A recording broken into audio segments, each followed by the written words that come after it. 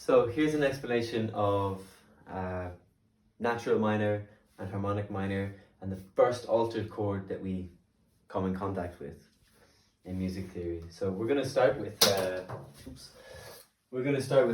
major scale. So let's just take C major. So C, D, E, F, G, A, B, C. We're going to give that its chord functions. So these numbers on the bottom. So when we have these chord functions stay common between scales. So chord 1 is always major, chord 2 is always minor, chord 3 is always minor, chord 4, and it just like says what the chord is doing in the scale.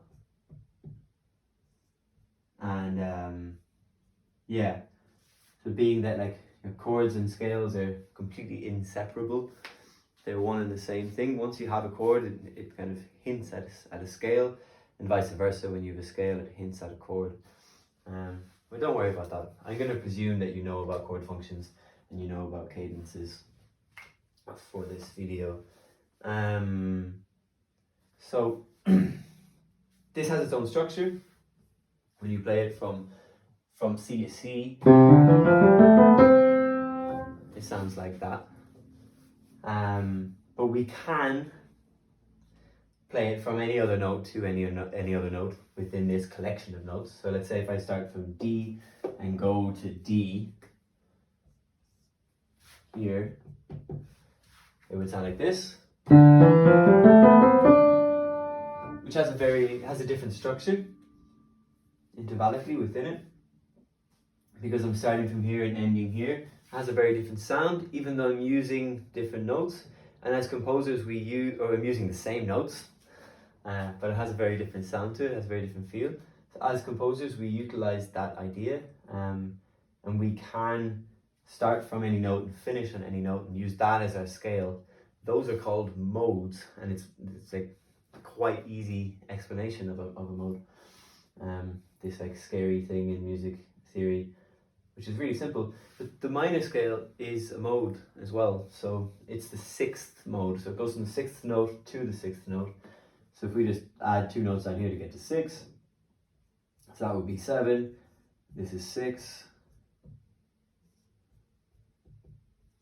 So now we have we go from A to A. That scale is known as the natural minor. And it sounds like that. When we build our chords from it, now we're looking at a very different structure from what we had for the major scale.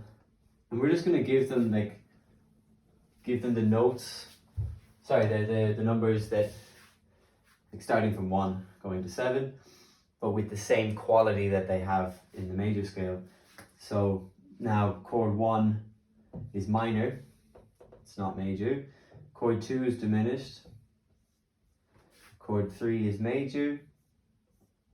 Chord 4 is minor. Chord 5 is minor. Chord 6 is major.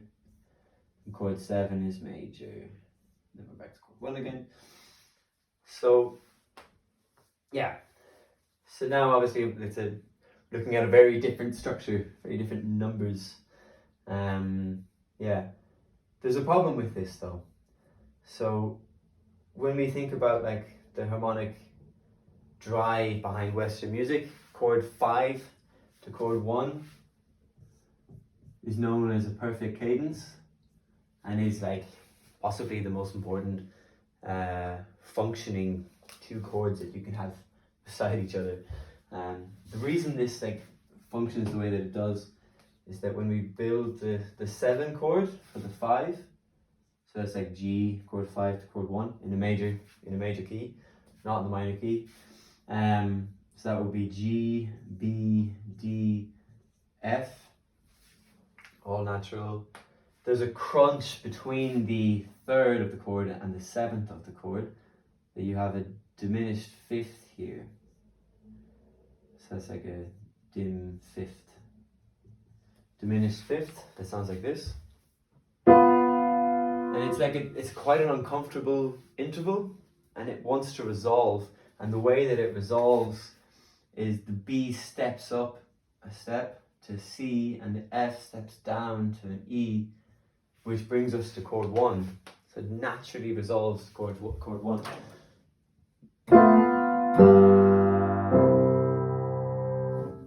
As such. And the reason that that happens is because we have a major triad on the bottom, G, B, D, it's a major triad, with a dominant 7 or a minor 7th on the top. If that was a major 7th, it would be F sharp and would sound like this, which doesn't have the same effect, right? So the fact that that's an F natural and there's a diminished 5th in there, it creates this tension. The fact that that's B natural as well. Okay, so the problem with the minor chords as they are right now is that we have a chord 5 that's a minor chord. So E, G, B is a minor triad. We're going to put the 7th on it. We do have a minor 7th, but because this is a minor 3rd, the distance between here and here is a perfect 5th, and we don't have that crunch that we want, that we get in the major scale. So that would be this. So chord 1, chord 5, chord 1. Just doesn't have the same effect, you know? And the way that we solve that is we just create a dominant chord. So with it, we created a major triad on the bottom with the flattened 7th or minor 7th on top. And how we do that is we just sharpen the 3rd. So we create a major triad on bottom. So E, G, B being E major. The 7th on top, resolving to chord 1, minor, A minor. Right?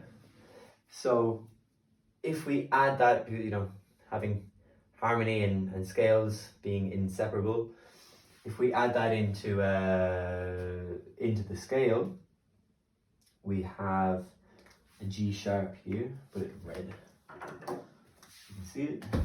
So we would make this a G sharp, and we get what's known as the harmonic minor. So A to A, using the notes of C major, except this one added note. So it's like an altered scale in a sense. But it's born from this alteration of chord 5 to make 5 a major chord, so that we have that tension between chord 5 and chord 1, which is dope. It's cool. And it's the first altered chord that we've come across. I hope that makes sense.